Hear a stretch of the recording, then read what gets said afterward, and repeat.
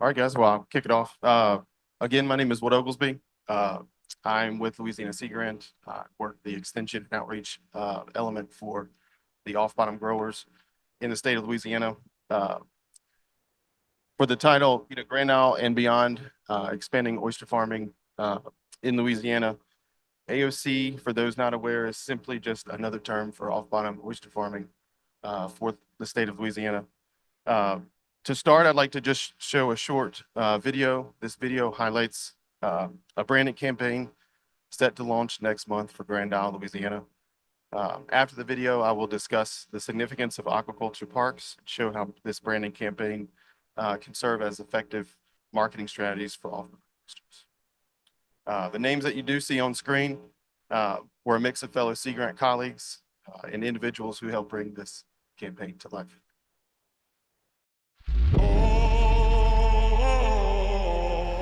The Grand Isle oyster, where the best oyster in the world is grown. This is where alternative oyster culture began. Really savory with a little bit of sweetness. I'll put mine up against anybody's. That's no doubt. If you think you got a better oyster, come on. We got this. Grand Isle is where it started. It's where the oyster, the off-bottom oyster industry took shape and has grown to where it is today. It captures just a bit of history on a new, different way of growing oysters here in Louisiana. If you look at Grand Isle on a map, we're the last little spit of land pretty much in Louisiana. People come here to eat oysters, and it's very gratifying to see people eat our oysters and they want more oysters, or they want to lease oysters and grow oysters on our farms. There have been some really nice grants that have come about through LSU Sea Grant and a few other organizations. So that's really what's kind of spurred a lot of the new farmers coming down here. I started this about 8 years ago as a hobby once I retired from corporate America. And I love it. My wife says, you never get tired of talking about oysters, and I said, no. What makes the Grand Isle oyster special is the water quality of Grand Isle. We get lots of good salt water from the Gulf coming in at every high tide. Regardless of where the farmer is getting his seed, it's really the water of Grand Isle that's making the Grand Isle oyster. Just a good, salty, clean, smaller than average oyster, which is kind of a not your usual Louisiana oyster. Creamy, buttery, soft-boiled egg type texture to the oyster, and a lot of people crave that. We have a really thin, delicate-looking shell. It's just fascinating to see these babies from 2 millimeters to this size in 10 months. We've introduced a lot of newbies to oyster eating, and they love them. That's what I'm most proud of. I'm very happy to hear people say, oh, these are great oysters. AOC oysters are boutique oysters. They're not your traditional oysters. And so our oyster farmers work very hard to grow and harvest these oysters, and it's like nurturing and taking care of children. When they are successful, the Grand Isle Port Commission is successful, and the town of Grand Isle is successful, and the whole community that we live in is successful.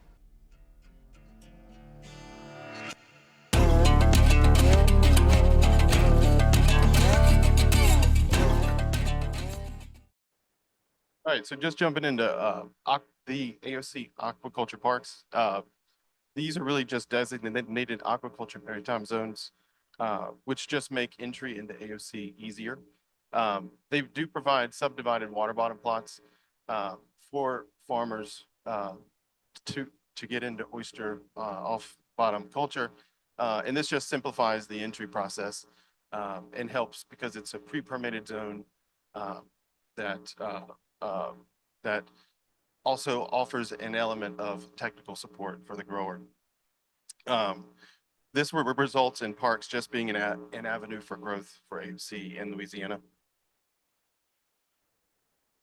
Currently in Louisiana, we do have 3 aquaculture parks. We've got 2 in the Barataria Basin, which is the video you saw on screen. We also have Cameron, which is the newer park on the west side of the state. That area is fully leased as well. And then we're also starting to see the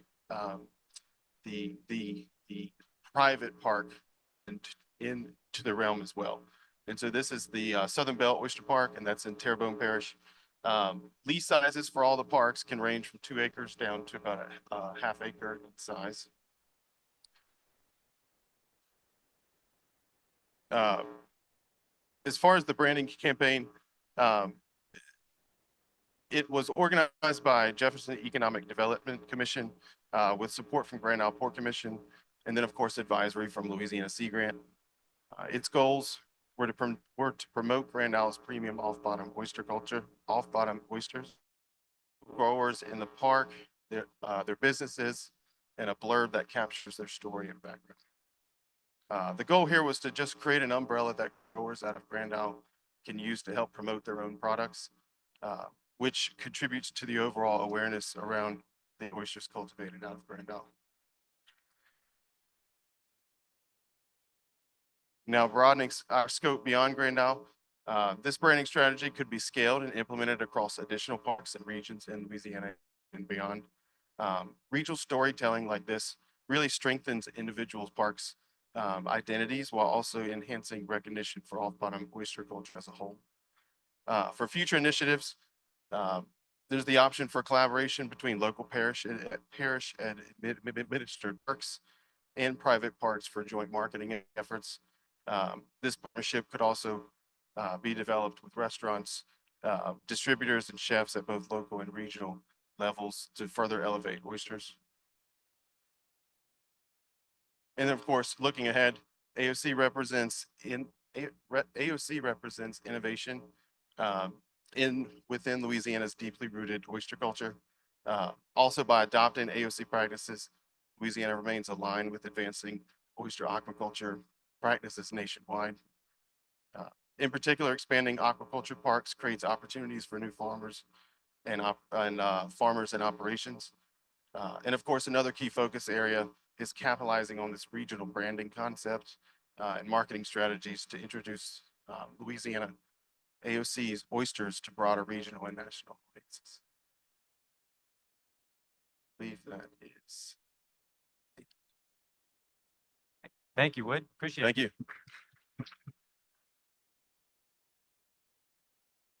you. We've got some time for questions. Sure. Comments. Anybody have any comments or questions about the campaign? Here we go, Jim.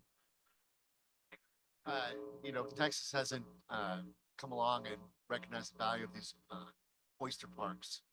And I was curious, how did you get the Army Corps to sort of participate in this process? So for the state of Louisiana, the permitting is very rigorous.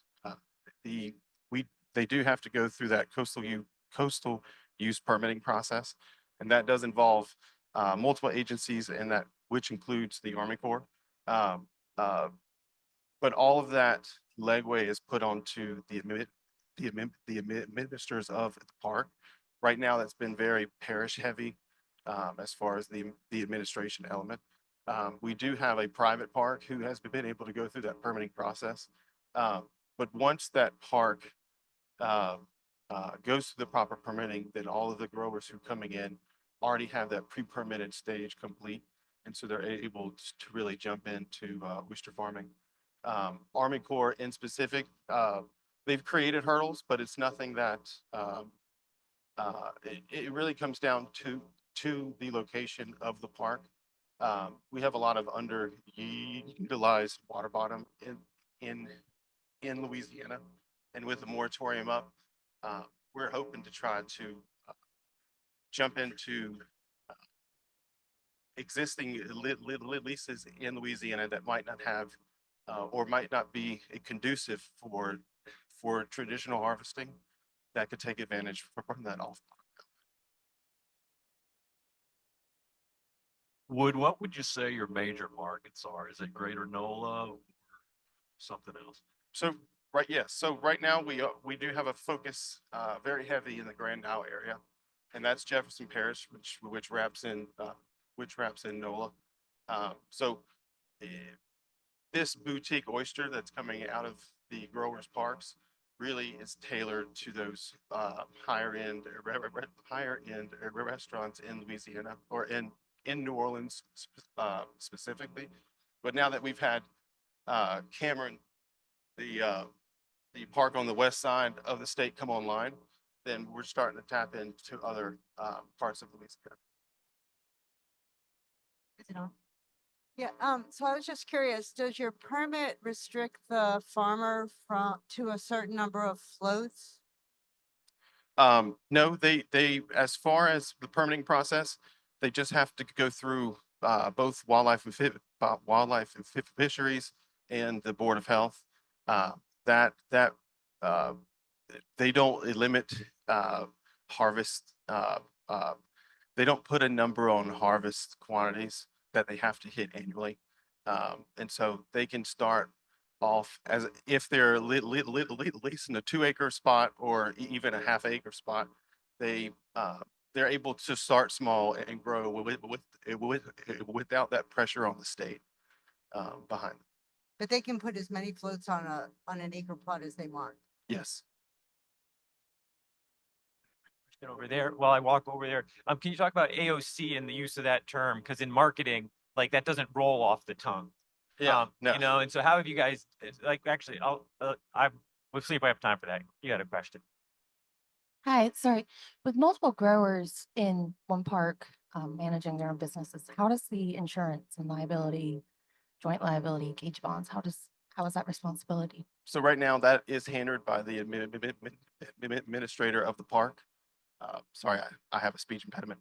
So that's handled by the park admin, and it's kind of blanketed into their annual lease agreement with that park. So it's not handled by the grower. They are shielded under the park's umbrella, and so far that's been a great process for them. It's a little heavier ask for the park. But so far, we've been able, most of our parks are still handled by the parish. And so there's some benefits there. But now that we've got even that private park in Southern Bell, they've been able to replicate that process. And from a grower standpoint, it's easier. It's just another facet which allows an easier entry into AOC. So just to finish up with, that AOC, I know there's reasons in Louisiana why there's a differentiation between the traditional and the alternative. And the official in that video says AOC. But I noticed it says off bottom oysters. So for the consumer, are you guys focusing on calling it off bottom oysters? From what I've seen in Louisiana, there's a mixed approach there.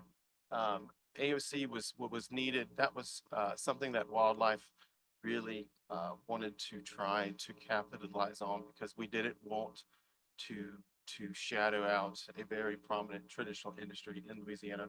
And so to be able to distinguish the two, that when the term was coined through partnerships with the state and Sea Grant, it just cleared up that, the with our traditional industry, we really needed to make sure that we did not step or come off as competition to them. I mean, both of the oysters are being kind of targeted into different markets. So right now, that clear and distinguishing size of the oyster and the help from the naming kind of helped lessen the amount of fires that could have occurred in. All right. Another round of applause. Thank you, Wood. Appreciate it. All right.